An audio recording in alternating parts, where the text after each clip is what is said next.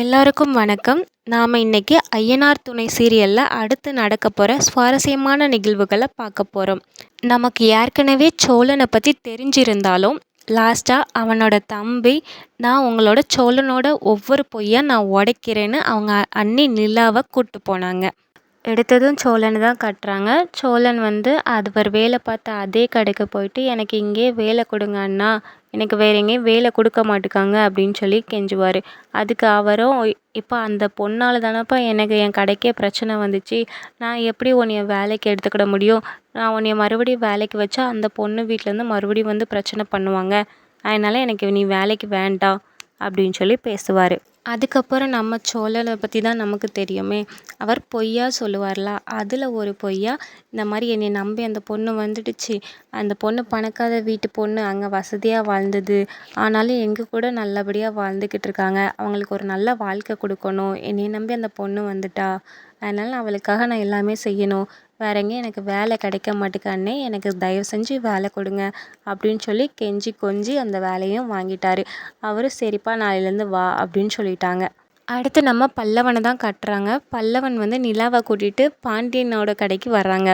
பாண்டியன் என்ன பண்ணிகிட்டு இருக்காங்கன்னு ஏற்கனவே சோழன் சொன்னாங்க அப்படின்னா, ஆட்டோமொபைல் ஷாப் வச்சுருக்காங்க, அதுக்கான வேலையை தான் பார்த்துட்ருக்காங்க அப்படின்னு சொல்லி அடித்து விட்டுருப்பாரு. ஆனால் இங்கே வந்தால் ஒரு சின்ன மெக்கானிக் ஷாப்பில் அதுவும் ஒரு வேலையாளாக தான் இருக்கிறாங்க.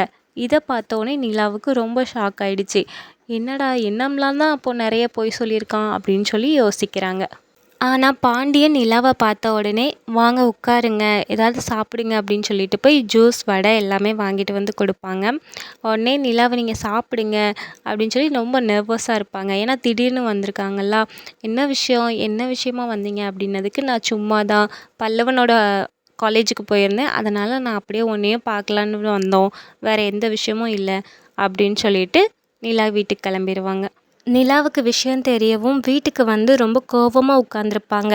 அப்போ பார்த்து கரெக்டாக சோழன் வருவாங்களா, வந்தவர் சும்மா இருந்தாரா, இந்த வீட்டுக்கு ஃபஸ்ட்டு ஏசி போடணும், ரொம்ப வேக்குதில்ல அப்படின்னு சொல்லிட்டு ஒரு மாதிரி சொல்லிகிட்ருப்பாரா. அதை பார்த்தோன்னே, ஏன் உங்களுக்கு ஏசி போடக்கூடாது, இது ஓட்டு வீடு தானே, நீங்கள் போடலாம் அப்படிங்கிற மாதிரி கலாய்ப்பாங்க. நிலா கேட்பாங்க, ஆமாம் பாண்டியன் விஷயத்தில் நீங்கள் எனக்கு என்ன சொன்னீங்க, அவன் என்ன பண்ணிக்கிட்டு இருக்கான்னு நீங்கள் சொன்னீங்க அப்படின்னு சொல்லி கேட்பாங்க. பாண்டியனா அப்படின்னு சொல்லி யோசிப்பாங்க. அதானே, ஒரு பொய் சொன்னால் ஞாபகம் இருக்கும், 1,00,000 பொய் சொன்னால் எப்படி ஞாபகம் இருக்கும் அப்படிங்கிற மாதிரி நிலா கேட்பாங்க. உடனே சோழன் சொல்லுவான், எனக்கு நிஜமாவே ஞாபகம் இல்லை அப்படின்னு. அதுக்கு நிலா சொல்லுவாங்க, ஆமாம் உண்மையை சொல்லியிருந்தா ஞாபகம் இருக்கும், பொய்யா சொன்னால் எப்படி ஞாபகம் இருக்கும், அவன் ஆட்டோமொபைல் இன்ஜினியரிங் படிக்கிறான், அவங்க அது சம்மந்தப்பட்டமான வேலைக்கு தான் போகிறாங்க அப்படிங்கிற மாதிரி சொன்னீங்க, நானும் அதை நம்பினேன். ஆனால் இன்றைக்கி போய் பார்க்கும்போது அவங்க ஒரு சாதாரணமான மெக்கானிக் ஷாப்பில் அதுவும் வேலை தான் பார்க்குறாங்க. ஆனால் வீட்டில் உள்ளவங்கள பற்றி அவங்களுக்கு சரியான ஒப்பீனியன் இல்லை. நம்ம வீட்டில் உள்ளவங்க இந்த வேலை தான் செய்கிறாங்கன்னு கூட உங்களால் வெளியில் சொல்ல முடியலைன்னா எதுக்கு இப்படி, ஏன் இவ்வளோ காலம் நீங்கள் பொய் சொல்கிறீங்க அப்படிங்கிற மாதிரி நிலா கேட்குறாங்க. உடனே சோழன் சொல்கிறாங்க, நான் உங்களை பார்க்கும்போது நீங்கள் ஃபஸ்ட்டு இப்படி எங்கள் வீட்டுக்கு வருவீங்க, என்னைய கல்யாணம் பண்ணிப்பீங்க அப்படிங்கிற மாதிரிலாம் நான் நிறைய நினச்சேனா, இல்லை தானாக நடந்தது, இப்போ தானாக நான் ஏதோ சொல்லியிருக்கேன் அவ்வளோதான், வேறு ஒன்றுமே இல்லைங்க அப்படின்னு சொல்லி மழுப்புறாரு. சரிங்க, அது எல்லாமே இருக்கட்டும், நேற்றுக்கு உங்கள் அப்பா கிட்ட நீங்கள் எப்போதுமே மதிப்பே கொடுக்க மாட்டீங்க, ஆனால் நேற்று அவர் சொன்னார் அப்படின்னு உடனே என் ரூம்குள்ளே எதுக்கு படுத்தீங்க அப்படின்னு சொல்லி நிலா கேட்குறாங்க.